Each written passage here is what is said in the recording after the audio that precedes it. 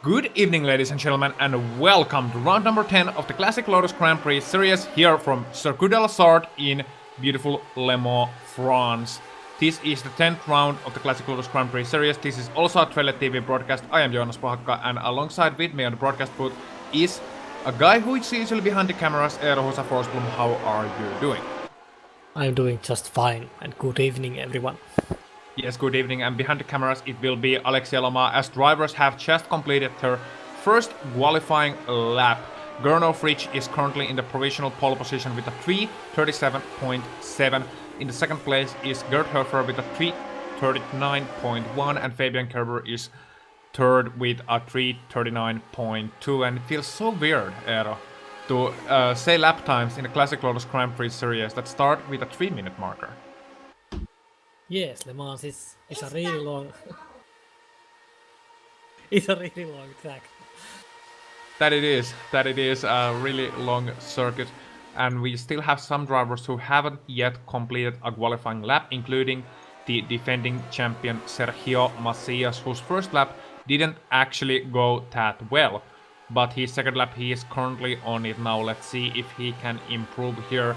It would be quite a disaster for Sergio to start from the back of the grid, but Le Mans, gladly for him, Le Mans is a circuit where there are overtaking opportunities aplenty.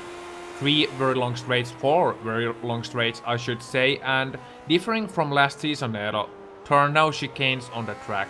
How do you think that will affect the drivers? I don't think it does that much. Of course, passing is a bit more difficult, but you know, it just makes the track a bit less boring.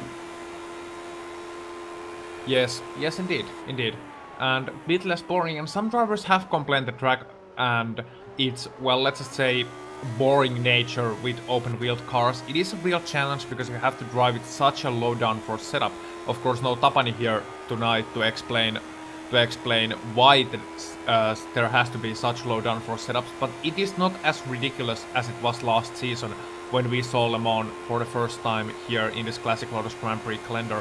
The cars are reaching speeds over 300 kilometers an hour on the straight line, and that is the only time in this series actually that they do reach over 300. They are Formula 1 cars, of course, so naturally they are very, very fast, but they also have so much downforce, and they utilize the ground effect. So the top speeds on usual circuits are ranging anywhere from 260 to 280 kilometers per hour. So it is a bit of a different situation that we see these cars go over 50 kilometers per hour faster than they usually do. And on the other hand, they also have so little downforce utilized here. Minimum wings, almost no wings at all, and the cars are riding very high in terms of ground effect, so they don't actually utilize it that much at all. That they have much difficulties going through these corners, as evidenced by Sergio Macias here. As you said, that Victor Rodriguez goes very loose indeed. Yeah, so it's obvious that the cars are a bit more difficult to drive.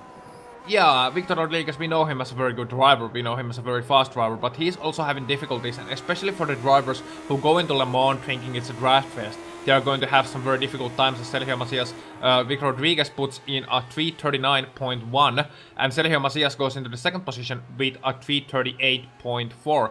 Gernot Prix still on your provisional pole position, and will be as the qualifying comes to an end. So it is Gernot Prix, the 12-time champion, sitting in the front row with a 3:37.5. Alongside him will be Sergio Macias with a 3:38.4. Mathieu Wood in the third position, Fabian Gerber fourth, Gerd Hofer fifth, then it's Victor Rodriguez, Tobias Gerber, Alex Milward, Philip Lake, and Uwe Trengride rounding out your top 10 before Nathan Laporte, Mark Pickford, Ian Card, Cedric Krolczyk, Korchinet, Mijuel Garcia Sanchez, Barry West, Thorsten Kaul, and Juhan Lampi, who failed to put in a qualifying time. So I'm very interested to see, Eero, how Juhan Lampi can rise up to the occasion, starting right from that 19th position.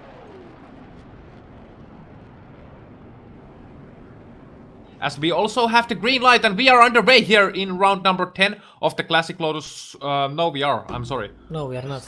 No, I'm sorry.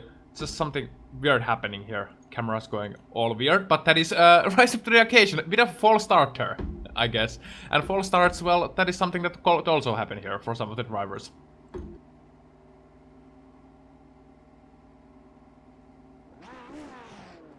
But yes, Eero, how do you think Johanna Lampi will fare? Starting from the back of the grid. Is he really? Yes, he started. I think there's not that many cars today, so it'll take a few laps, but he'll be in the top 10 in, say, 2 laps, 3 laps. That's my guess. Yeah, and but as well, I just guessed, he will just probably crash. So yeah.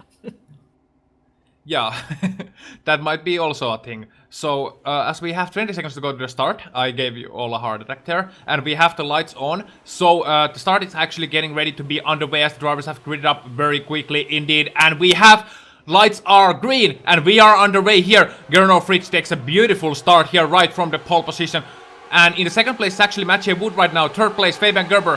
Sergio Macias all the way down to fourth. Can he challenge Fabian Gerber going into turn number 1? He goes to the outside. Fabian Gerber defending the inside beautifully. And we'll see Sergio Macias still alongside him and finally has to give in. And Fabian Gerber takes the third position away from him. Gerd Hofer currently 5th. Victor Rodriguez 6th. Then it's Alex Milborg, Philip Lake, Mark Pickford and Tobias Gerber seems to be rounding out your top 10 at this time. And it is a reasonably clean start. No drivers having spun out just yet, no drivers having any difficulties, so we go to the back straight with all 19 cars very well intact. Johanna Lampi already having climbed up a few positions and will certainly climb up a few more on this long straight. He has Barry West ahead of him. There is Ian Card also ahead, as is Uwe Trengeride. Yes, go on.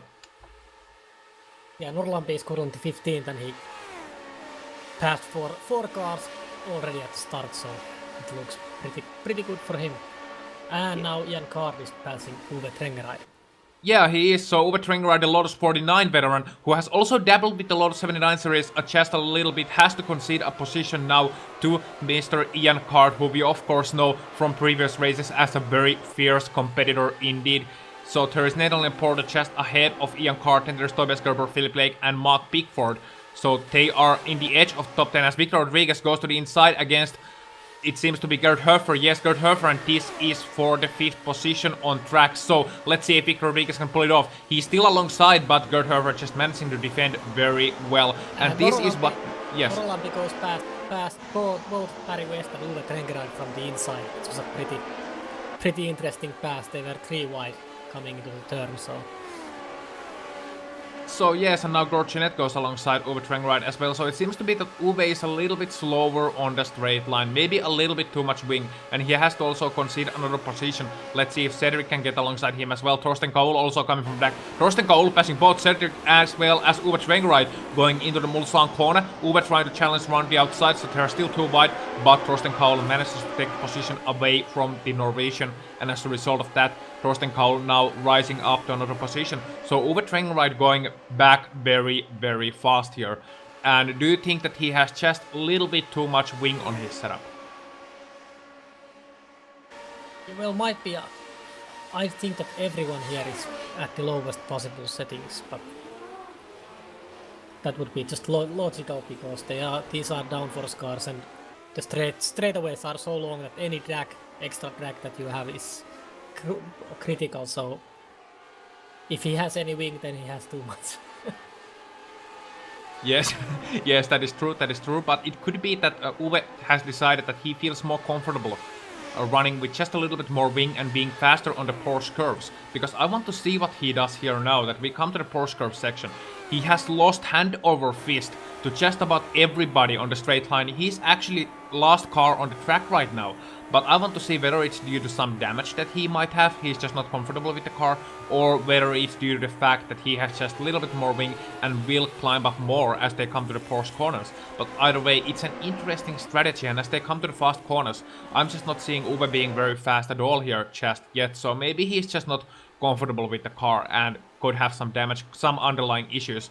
So either way, Uwe Trengeride right now taking the last position on the field, but in the first place, like a champion that he is, Gernot Fritz. As they come to the first lap in this 12-lap race, Gernot Fritz taking a very much outside line going into the first corner. Mathieu Wood in the second place, Sergio Macias third, then it's Fabian Gerber, Gerd Hofer, Victor Rodriguez, Mark Pickford, Alex Milborg, Tobias Gerber and Philip Lake. Yes. Nathaniel Porter was going really slow on the main straight. I wonder what happened in there.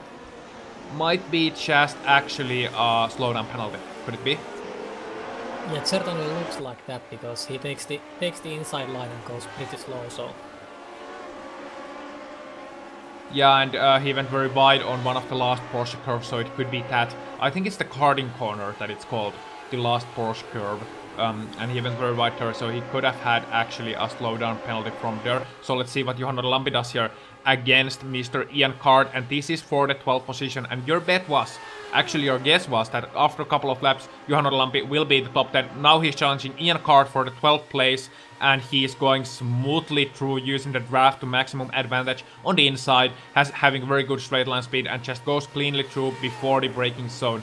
So Johanna Lampi rising up to the 12th position, and he has the car, going very loose actually, entering the chicane, having a very big moment here, and now, as a matter of fact, he has Ian Card right behind him, and there's also the slow car of Tobias Gerber. Tobias Gerber having some major issues at the early goings of this race, so Tobias Gerber actually losing a lot of ground. Let's see if it was just a temporary issue, or if it's just something more major. Yes, go on. So Gerber just passed Macias. Yeah, Fabian Gerber. Fabian Gerber just passing Sergio Macias as his brother Tobias Gerber having some issues there, but let's see if he can resolve them. Yes, he can. He is back on the full form once again, and right behind the cars of Ian Card and Johanna Lampi as well. And Johanna Lampi has now a big gap ahead of him to Philip Lake, who is currently sitting in, I believe it is the 10th position. So he has a couple of seconds to make up. Not sure if Johan can do that without the help of draft, but I've been fooled before. Johanna Lampi had that wonderful performance of Watkins Glen. We must not forget that, so he certainly can rise up to the occasion if necessary. Also, Alex Milward now passing Matt Pickford as they come out of the Mulsanne corners. But meanwhile, in the lead of your pack, there are already differences starting to rise up.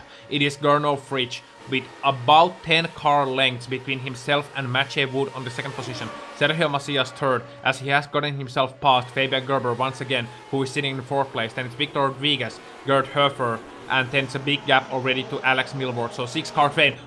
As Fabian Gerber goes very wide, exiting the Indianapolis corner, or the Arnaud corner rather, as they come to the Porsche corners, too wide. Fabian Gerber and Victor Rodriguez is on the inside and will get through on the braking zone, I think. Yes, he does, and as a result of that goes up to that is the 5th position in this race. Yes, it is.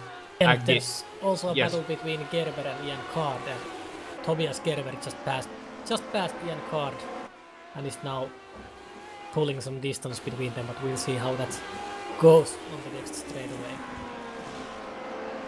Yeah, and Tobias Gerber had those issues earlier on. He was in the 9th position at the start of this lap, and now he is sitting there, I believe, somewhere around the 12th place. So he certainly has time to make up.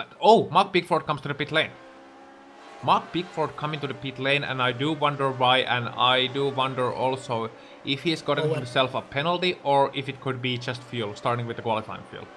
Ian Card just nearly missed Tobias Gerber on the last corner and went wide, and is now pretty far behind. Yeah, he is. So Ian Card is currently in the 11th position, Tobias Gerber rounding out the top 10. Johanna Lampi already in the 9th place, so you were right, Eero. He did manage to get into the top 10 within a couple of laps, and that is actually quite impressive. But the going will get tougher from here on out, don't you think? And there was just a small contact with Uwe Trangeride or someone. I'm not entirely sure who it was. Gorgenet, could it be? As they have actually some very good battling going on from 13th position all the way to the 18th position on track, or the 17th position rather, as Mark Pickford comes out of the pit lane and having lost a lot of time as a result of having to make that extra pit stop. Yes, actually it was Cedric Krolczyk and Gord Janet who hit a little bit on the last corners. Yeah, and now Gorchenet goes alongside Cedric Krolczyk and managing to take the 16th position away from him, or the 15th position rather, away from him. They're still too wide going into the first chicane, but as they exit the chicane, Gorchenet manages to just get ahead, and as a result of that, Uwe Trangeride is now the one trying to challenge Cedric Krolczyk. So after his early problems, Uwe Trangeride has now managed to stay in this pack, but he doesn't simply have the speed that he had in qualifying session.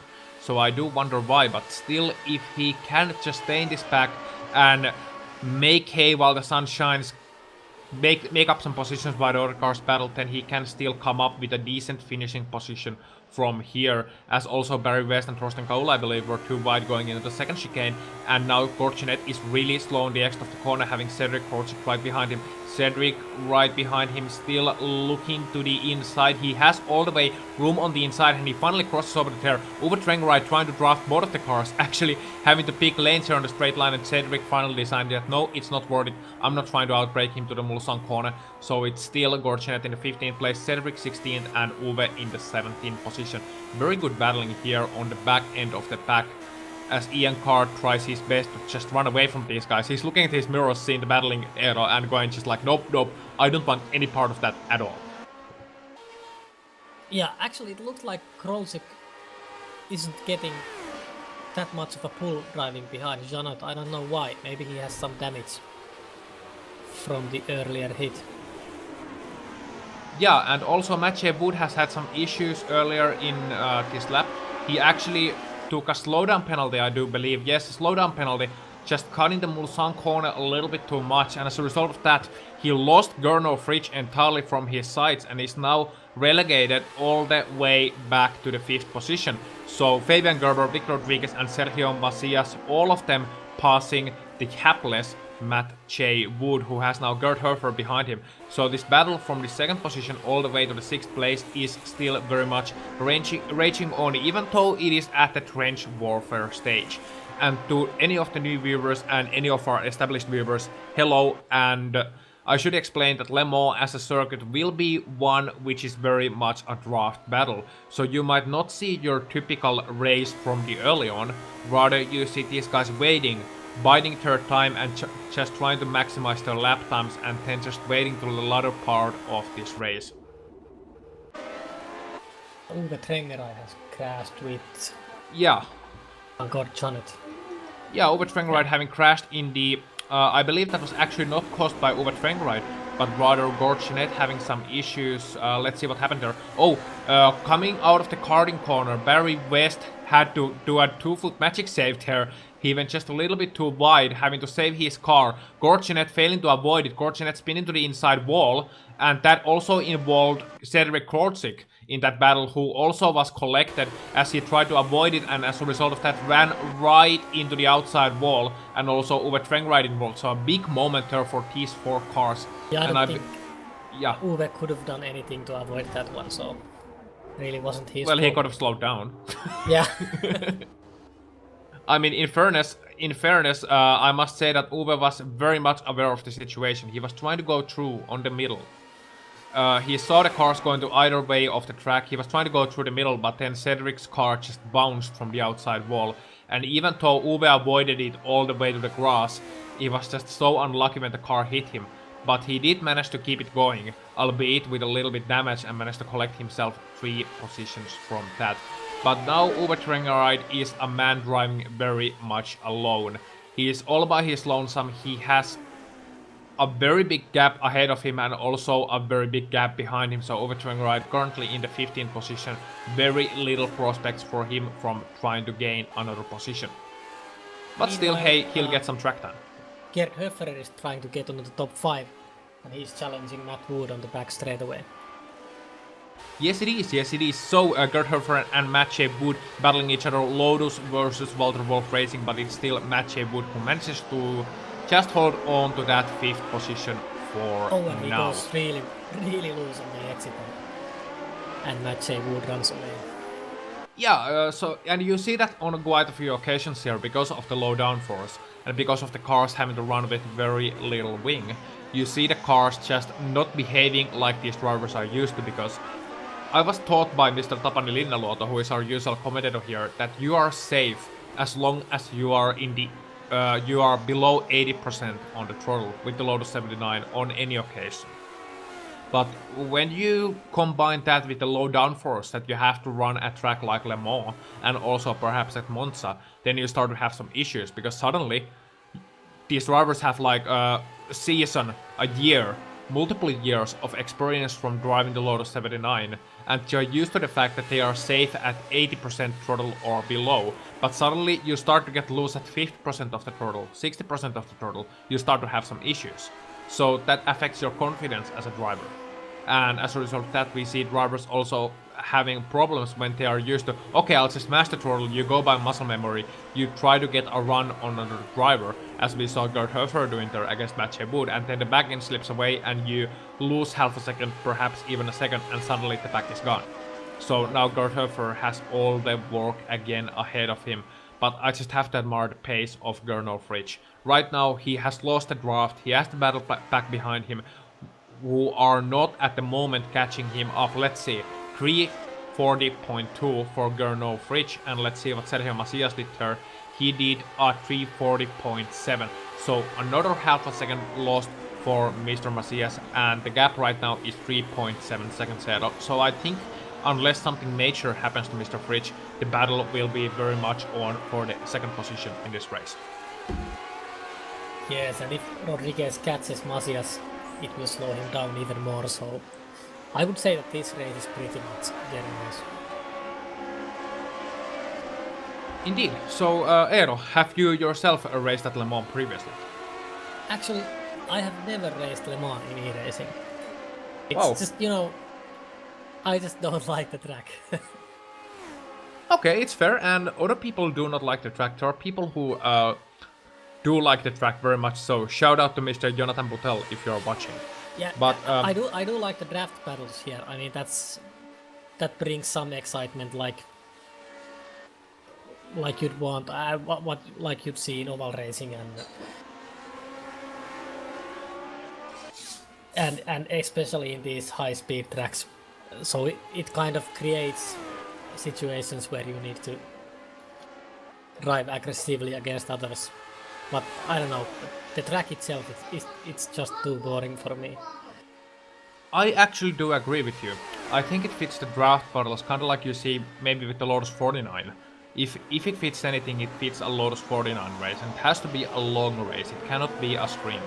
Or, alternatively, it should be a multi-class race, which is very, very long. So, multi-class race lasting at minimum 90 minutes, but best suited for endurance racing. I think that is what Le Mans is truly for, because at endurance racing this track becomes a whole different beast. And I personally cannot wait for the day-night transition. 60 cars of multiple classes at Le Mans, that will be absolutely brilliant. But right now we are racing the Classic Lotus Grand Prix here at Le Mans, and it will be the last time we'll see these cars here this year, I believe. This track will not be visited again until in another year, so we have to enjoy it while we can. And I was also corrected by our director, who is actually a Le Mans winner from last year, who said that 56 cars and not 60 cars. But well, I was close, 4 cars, either or. What does it matter really? And Norlampi now in 7th position. He previously passed Alex Milward, so he's got a 5-second gap to Höfferer, but I don't think if he has enough time to catch them. Well, he has time, because he has time, but he's not going that much faster than the top 5, so... No, and the issue is here that it's very hard to make up time here at Le Mans, because technically while driving you can't make up that much difference on a lap time in a 45-minute race. So what he has in store then, ace up in his sleeve, he has to have an ace up on his sleeve, or he has to hope that these guys start battling. There are teammates now, Sergio Macias and Victor Rodriguez leading the train ahead of him. Then it's Fabian Gerber, Mathieu Wood and Gerd Hofer, who has lost a lot of time against Mathieu Wood here. So Gerd Hofer will be the next outlier, and I think he is the person that Juha Norlampi might have a chance to catch up next. But after that, it will be very tough going for Juha. And Norlampi is going 4 tenths faster than Höfferer. God damn, I hate that name. It's so hard to pronounce. But anyways, he's going 4 tenths faster, so he has enough time to catch him.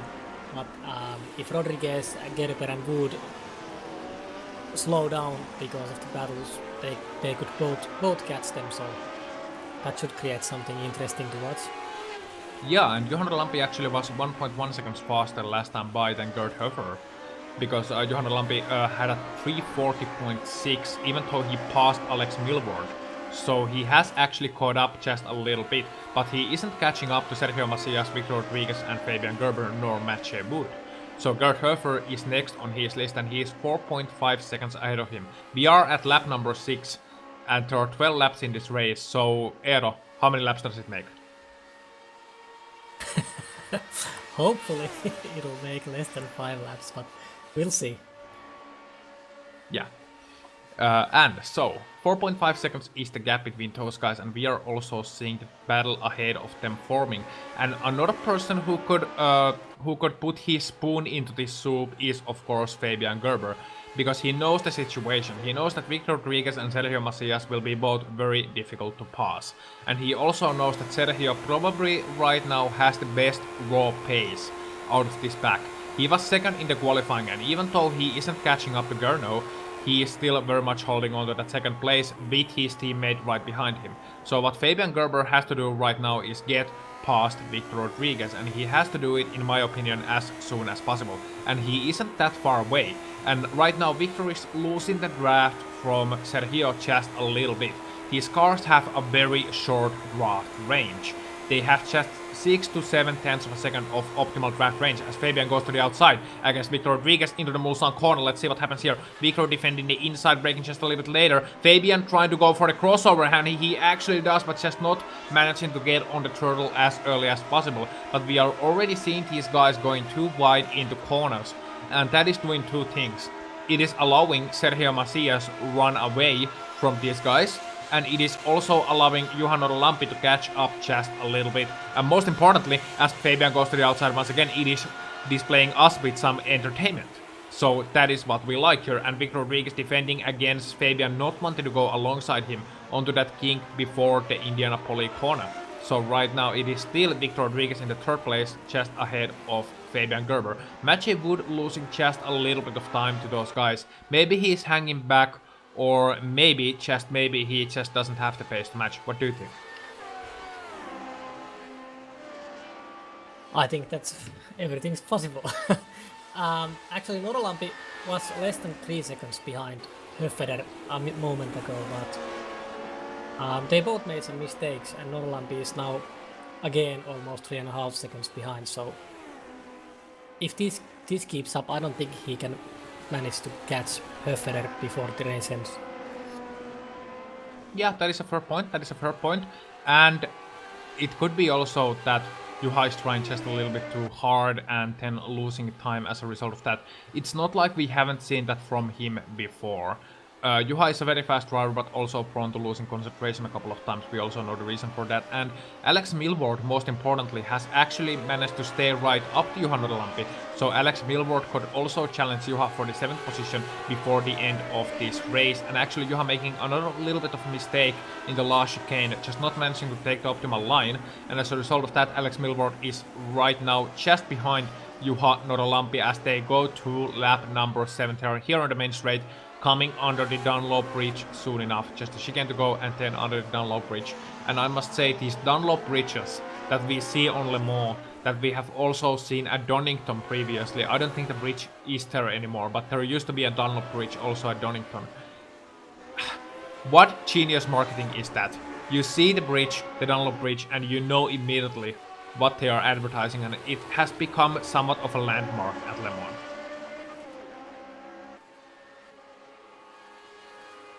As we right now have Fabian Gerber just behind Victor Rodriguez once again for the 3rd position. Sergio Macias has right now run away from these two guys, almost getting into the 39s, almost getting below the 340s at Victor Rodriguez, having to concede a position right now to Fabian Gerber in the first chicane. Victor realizing he cannot challenge Fabian Gerber anymore, and as a result of that is out of the podium in this race, at least for now. Mathieu Wood has caught up right behind these two guys and is not right now in the 5th position in this race after that early mistake, and he has to be hitting himself in the head right now, kicking himself for that one mistake, one tiny mistake he made, cutting the Mulsanne corner just a little bit too much, because he was in the 2nd position and he was comfortably there. Oh, and he spins out! Mathieu Wood spins out in the 2nd chicane. Wow. So that was a big moment, and it looked like a very easy spin, so to speak. He was just coming to the corner, just turning in a little bit too hard. He was slipping a little bit too much, and as a result of that, spins out, doesn't hit the ball, and is back here again. This might help Milward behind Norlampi, because it looked like Milward can't match Norlampi's speed on the straightaways. He has to have some damage, because he always lost time after the exits, even when he took proper good exits out of the corners, so he has to have some problems. Yes, and also Johanna Lampi and now Mathieu Wood are still side by side as they are exiting the Mulsanne corner, heading to the section between the woods, coming to Indianapolis corner and then coming to the kink, and they are dead heat. It's a dead heat practically. They are side by side. Juha just a bit ahead on the outside. Will Mathieu Wood challenge him? The answer is no, he won't. So Johanna Lampi has now taken the 6th position for himself coming to Indianapolis corner. So there is now a 3-car pack. Johanna Lampi, Mathieu Wood, Alex Milward also involved in that one. And Juha going very sideways indeed as they exit Arnage. And as a result of that, Mathieu Wood is getting a little bit of a run to him. They have Gerd Höfer ahead of him, as you just mentioned.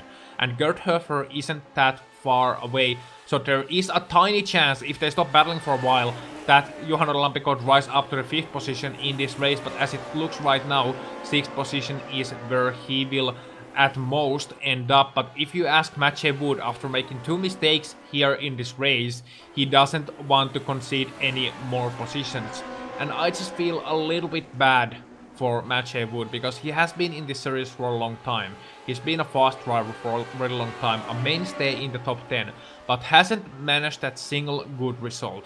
And he had every chance in this race to stand among the giants, stand among the champions in the podium of this race. Oh, Juha makes a mistake, and Mathieu Wood hits him, and Alex Milward also hits him. Juha making just a little mistake in the last chicane, and Juha has a lot of damage. Alex goes through. And will Mathieu Wood also go through? No, he won't. And as a result of that, Mathieu Wood has lost quite a lot of time. So Johanna Lampi right behind Alex Milward right now here in this race. So Milward made up 2 positions because he took the least damage from that contact. But now the question is, Johanna Lampi's front wing, or the rear wing rather, how is it? And it seems to be in somewhat of a good condition. And the impact was right to the gearbox of the car. So Eero, what do you think? We'll see it on the next straightaway. but if Milward didn't have any damage, he's actually running higher, more downforce than the others, and I just, I don't get why. Even if the car was harder to drive, you lose so much time and you lose everything on the straightaways, and that's how you lose races in here. So yeah, agreed. And I think he got some damage too, because Norlampi is just flying behind. Yeah, Norlampi is just flying behind her alongside as they go to the first chicane, but oh, Norlampi makes a big mistake under braking, and he seems to stop on the inside sand and just... He blew his engine. He missed a gear or something, because... Yeah, Norlampi just blew his engine under braking and has to stop on the inside sand trap, and that is it.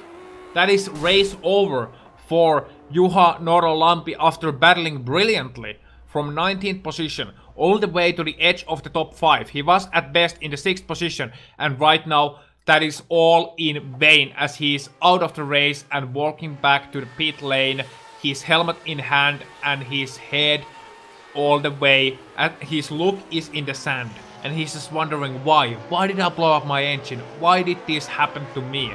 But either way, Johanna Lampi is now out, and that means that Philip Lake, as a matter of fact, has risen all the way to the, what I believe is the 7th position right now. Yes, it is. So Philip Lake, who I believe we haven't mentioned a single time in this race. He started in the 9th position, is right now in the 7th position. And hasn't, I believe, made very many overtakes. But he's just right ahead of Tobias Gerber, right ahead of Mathieu Wood as well, and Ian Card is behind them. So this could shape up to be a very interesting race, especially if your suspicions about the damage in Alex Milward's car are true. And we'll see just soon whether Alex Milward has damage or not. Because that could then get very interesting. It could get into and he potentially goes really wide. Yeah, And oh, Milward going very wide indeed in the Ornash corner, and Philip Lake has now caught more back up to him, so we still have 4 laps to go in this race. 12 lap race, we are right now at lap number 8, we will be at lap number 9 soon enough. So Philip Lake and Tobias Gerber catching furiously up to Alex Milward for the 6th position and in this race, and I believe Tobias Gerber knows the situation. Tobias Gerber knows the situation, he knows right now that he has to just bide his time and wait behind Philip Lake so he can rise up to the 6th position, potentially catch up to Alex Milward, and that is the beauty of the draft battles in this race. And Mark Pickford spun on the last on the Mulsanne corner in front of Barry West, so I think Pickford is out of the race, I'd say, after that one. Yeah, well, he is continuing, but he was already out of contention after his extra pit stop, but he's still going. And more power to him, in my opinion. He's still going, he's still showing resilience. He made a mistake, yes, but he's behind Barry West right now. So he had to let Barry West through. But these two British drivers, they are known for not giving in at all. Even though they are like minute behind the leaders, they are still going and they are still in it for some points from this race. And that is what they want here. Best result possible, because at Le Mans your race could be over at any time, as evidenced by Juha Lampi and his engine blowing out, as evidenced by that crash earlier on. Victor Rodriguez and Fabian Gerber are battling for position. Yes, they are. So Fabian Gerber managing to just hold on to that 3rd position for now. Victor Rodriguez still 4th, Gerd Hofer still 5th, and Sergio Macias having just run away from these guys. And Sergio Macias actually caught up 2/10 to Gernot Fritsch last time by, but I think it's gonna be too little too late, as the gap between them is still 4.3 seconds. But right now Victor Rodriguez manages to just inch ahead of Fabian Gerber, so he gets the position in the draft train here and goes back to the 3rd place. But if you ask Fabian Gerber, it is just not over yet, and that is the beauty of the draft battles here. This battle, unless either of these drivers makes a mistake, this battle will last to the end of this race, and it will be decided on potentially on the last corner. But what do you think is the last potential overtaking chance here at Le Mans? I'd say it's the last straightaway before the final corners. So before the chicanes? Yeah, because I don't think you have enough room after the last corner to pass before the finishing line, unless the driver ahead of you makes a mistake. So yeah, I wish they moved the finishing line under the Dunlop Bridge. That would be fun. Either way, it would make things more interesting.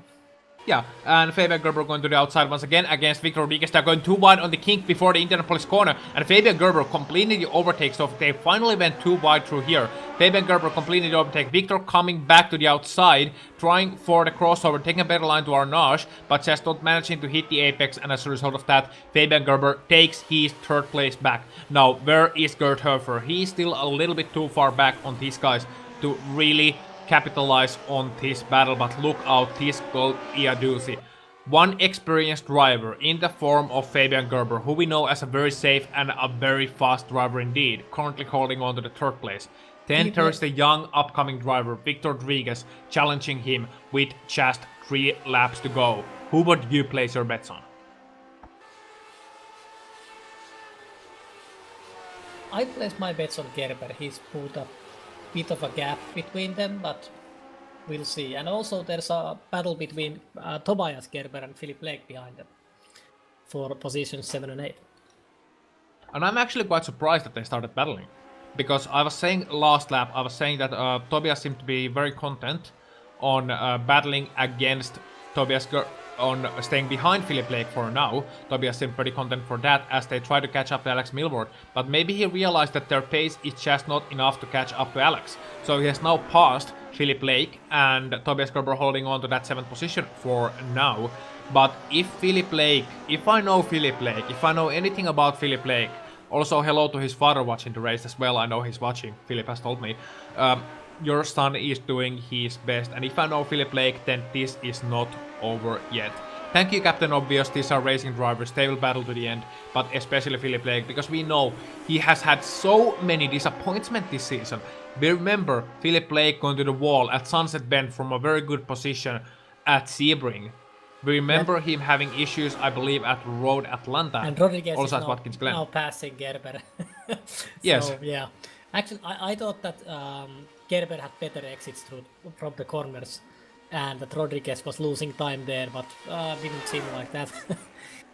No, the draft is so strong. The draft is strong in this one, and as a result of that, Victor Rodriguez has passed Fabian Gerber for the third position once again, so they will continue their battle. But as it looks right now, Gerd Hofer is losing actually quite a lot of time on these laps. His car, I don't know if he has damage or something. His front wing does seem to be a little bit bent. It is, and that does explain the poor lap times, because aero damage, downforce damage, that will ruin your race very easily here at Le Mans. And Alex Milward was actually a second faster than him last time by. But looking at the gap between these guys, I just don't think it's enough. 6 seconds last time by, just 3 laps to go last time by, so he has to find another second from somewhere. But Gerd Hofer certainly not having the prospect of catching up to Fabian Gerber and Victor Rodriguez, as Fabian goes to the inside once again to the Mulsanne corner and goes through easily under braking, and as a result of that, Victor Rodriguez has to concede a position yet again. So they are passing each other on the straight line comfortably. They are doing that each and every time they just get a run.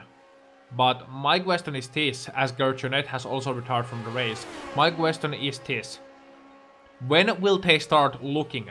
When will they start not passing? Because technically Victor Rodriguez is in a position here, as he goes to the inside once again, that he could just wait until the last lap, make them move at that point where Fabian can no longer come back.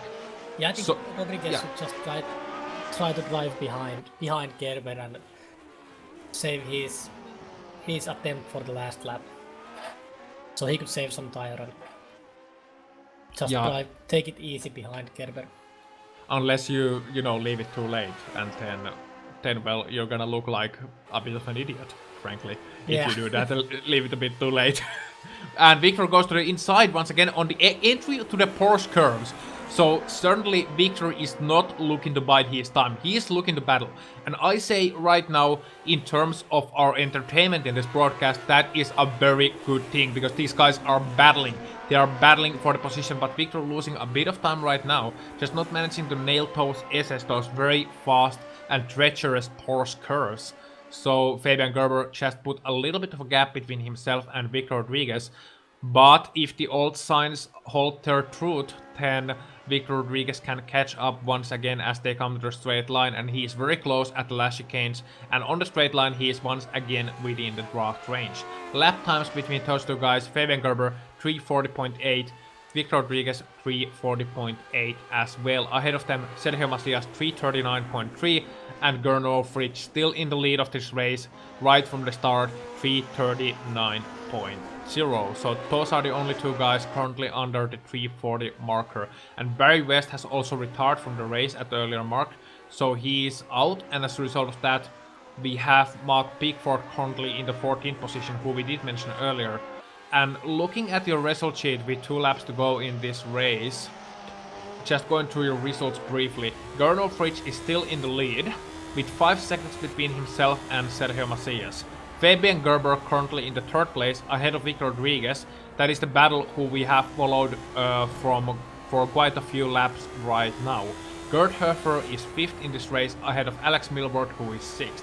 Then it's Tobias Gerber, Philip Lake, Ian Card and Nathan Leporta currently running out your top 10, or rounding out your top 10 I should say.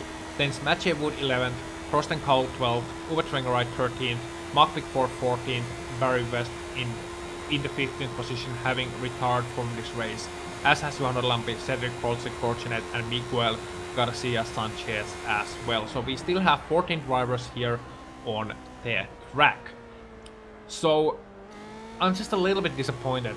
One thing I have to say, I'm a little bit disappointed by the fact that this race split so early, because we had a prospect of having 35 drivers in this race, but because it split, we have just 19 drivers here and 18 drivers in the other split.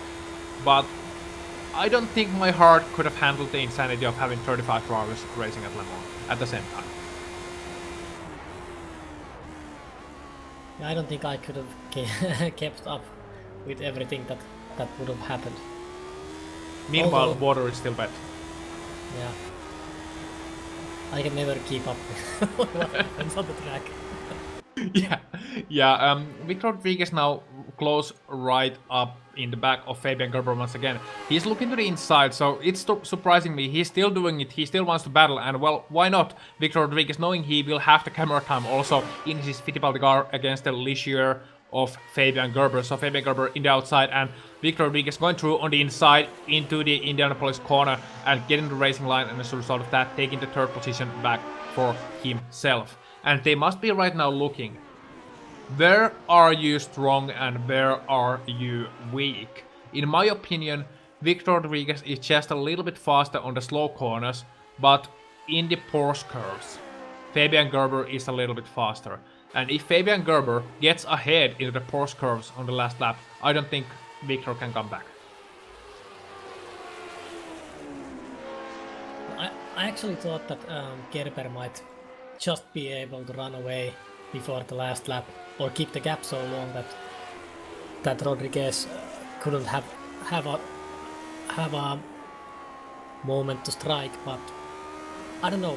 Rodriguez has good entries to the corners, and especially on the last chicane. But for some reason, Gerber just kept making some small mistakes on the exits, even though he was faster on them.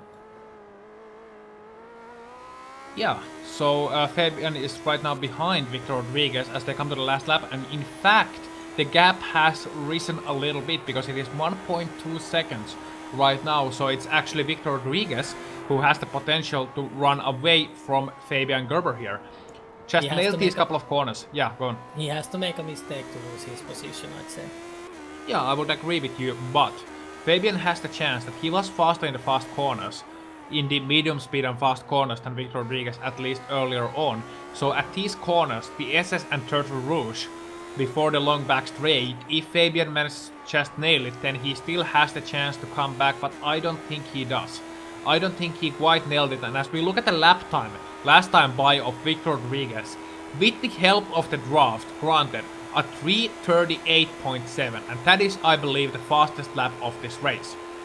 It was 0.2 of a second faster than his teammate Macias, and it was over half a second faster than Gernot Fritsch in the lead of this race, so that's actually quite rapid. So Victor Rodriguez's car is starting to come to the form right when it needs to be on the last laps of this race, but as they go through the chicane, I think Fabian has caught up just a little bit, but it is still not enough. A few tenths, so it's still not enough. But we see Victor Rodriguez actually going from side to side here. He is trying to just shake Fabian Gerber loose from the draft. So, and Fabian is following him.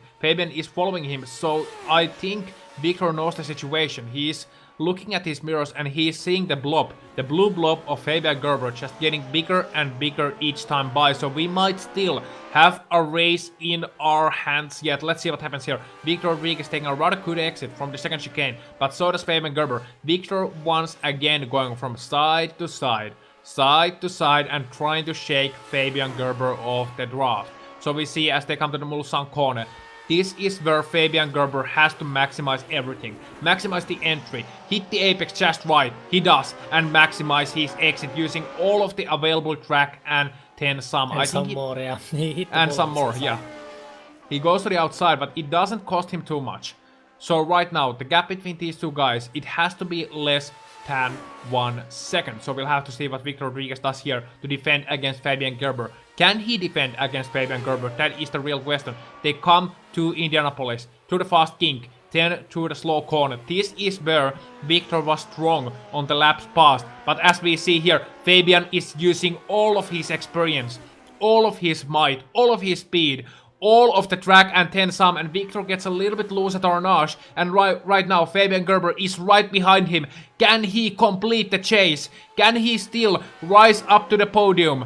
Can he still see the Swiss flag alongside the Austrian and the Spanish ones on the podium, or will it be two Spaniards, two teammates joining each other on the podium? alongside Gurno. Fridge will just have to wait and see. They come to the Porsche curves. Once again, Fabian has to maximize everything here. Fabian has to wait until the last chance. The breaking of the last chicane. That is where he can do, or he can die.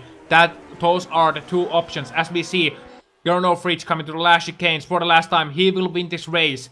And it will be Sergio Macias in the second place. Gurno Fridge wins round number 10 here at Circuit de la Sarthe. A magnificent victory for the 12-time champion. Sergio Macias will be second. And in the third place, it will be Victor Rodriguez, unless he makes a mistake. Yes, he does. But what a fight between Victor and Fabian Gerber on the last lap. Fabian just not quite managing to catch up, but did a 3:39.9 in the last lap, trying to catch up to him. So that was a good lap time from Mr. Fabian Gerber. Philip and Tobias Gerber also battling the final corners, but... Yeah, but Tobias Gerber managing to eke ahead just by an inch. So it is Tobias Gerber 7th and Philip Lake 8th. Ahead of them it was Alex Milward 6th and it was Gerd Höfer, I do believe, in the 5th position. Ian Card rounding out, coming home in the 9th place, and Nathan Porter rounding out your top 10. Matthew Wood still on the track in the 11th position. What an unlucky race for Mr. Wood. He was in the 2nd position. He was looking for the best position in his career at these broadcast races, but it all went away during the course of the race. Couple of mistakes, self-spins, and also just an unlucky slowdown, and he comes home. A disappointed 11th place, I'm sure. Torsten Kahl 12th. Uwe Trengeride still on the track, still coming to the last chicanes in the 13th position. We did speculate about the pace of the Norwegian, but despite being involved in an early accident, he manages to get home at least some points. And it is a lucky 13th for him, I must say, even though that number is usually associated with the contrary. So, Mark Bickford, still the last driver on the track, trying to come home in the 14th position. Actually, there is still Barry West on the track also, so Mark Bickford coming home in the 14th place. Tackling these last corners, the experienced Englishman, who was actually looking forward to a top 10 result here. He started 12th. He was as high as in the 7th position in this race, but 10 and an extra pit stop combined with a personal mistake at the Mulsanne corner cost him the prospect of a top 10 in this race, but he's still coming home in the 14th position to some hearty cheers of the crowd. Mark Bickford coming home 14th, and we are still waiting on the Barry West, and we could also ask for some of your opinions regarding the driver of the race, because that's actually not as easy as it looks. My or the spectators' opinions. Yours. Also spectators, because why not? You have the chat here. You can chime in on your opinion. Who do you think was the driver of the race? Well, the cliche is that if you win the race, you are the best driver, but if it's not Gurno Fridge, I'd say Victor Rodriguez for taking the 3rd position. Yeah. He passed Gerber and he battled it out. And he was the winner in that battle, so I'd say he is the driver of the race. Yeah, and he did it all cleanly. That's the most important thing. He did not make some of the mistakes we have seen. In fairness, we have seen Victor Rodriguez do some mistakes in the past, do some unnecessary moves, as we saw last week at Road Atlanta, for example. But right now he drove a clean race. He showed that he has the racecraft to battle clean, and he took out the 3rd place ahead of Fabian Gerber. So he was the victor in that battle, as Barry West also crosses the finishing line. So yeah, I would say Victor Rodriguez deserves a shout out, as does Juha Norlampi, for his battle before he blew his engine, because he came up all the way from back of the back all the way into the 6th position before he blew his engine, so he passed quite a lot of cars there, already 3 cars in the first couple of corners. But I would say still, in my opinion, Gurno Fridge, because it was just pure perfection from him, just pure perfection, so much faster than everyone else, just incredible to watch. And we might hear some words from the man himself also next. So, our race winner here, the 12th-time champion, the Austrian Superman Gurno Fridge. Congratulations for a magnificent victory, and how much coffee did you have to drink? Hi Joonas. Well, I had all my coffee before lunchtime, so no coffee in the afternoon. But I think it was better that way, obviously. Yes, you had the pole position, you had a good start running away from Sergio right at the early goings. How did you manage to keep your concentration throughout the entire race after you saw that you might be pulling away from the battle pack? Yeah, you're right. From the outside, it maybe looks like a boring race for me. On the other hand, I think I was running a little bit more downforce, or I really tried to push in the beginning to open up a little gap, so no one could really follow my draft. So I think that was key to the win. Yes, and it worked. Also, something I have to ask you, because it seems to be a bit of tradition between you and a couple of other drivers in this series as well. You drove the fastest lap of the race in the last lap. Was that on purpose? Because you were a second faster than on any of your other laps. Usually, I try to keep pushing until the end. Of course, the car gets faster when the fuel burns off. So I usually try to push until the finish line. It's also a good way to keep the focus. Fair point, fair point. So, the pole position, the victory, and the fastest lap, it is the perfect triple for you. Do you think you had anything you could have done better in this race? Yeah, that race went pretty well for me. On the other hand, it was a little bit easier than usual with some of the usual suspects missing. So yeah. Anyway, I take the win. Was much better than last week, which was a little bit disappointing. But yeah, looking forward to the next races as well. Thank you, Gurno. Zandvoort and Nordschleife is still coming up. But if you do have anything to add, either in English or your native language of Deutsch, then feel free to do so. Your race winner, ladies and gentlemen, Gurno Fritsch. That was a good one. So we have 2 more weeks left. See you all next week. I think it's Zandvoort. Bye-bye. Bye-bye, and thank you to Gurno Fritsch. And I think that is all for this race. I think that is the last driver we had up for an interview in this broadcast. We don't usually see Sergio and Victor up for an interview, and I don't see anyone else queuing. I think everybody will be just happy to get home from Le Mans. It is very hot in here, of course. Track temps 39 and air temp at 24 degrees. So, this was the Trailer TV broadcast. My name was Joonas Puhakka. Alongside with me on the broadcast booth was Eero, Husa, Forsblom, and behind the cameras, doing the work of 5-man, Mr. Aleksi Elomaa. Thank you for watching. See you next week. Bye-bye and good night.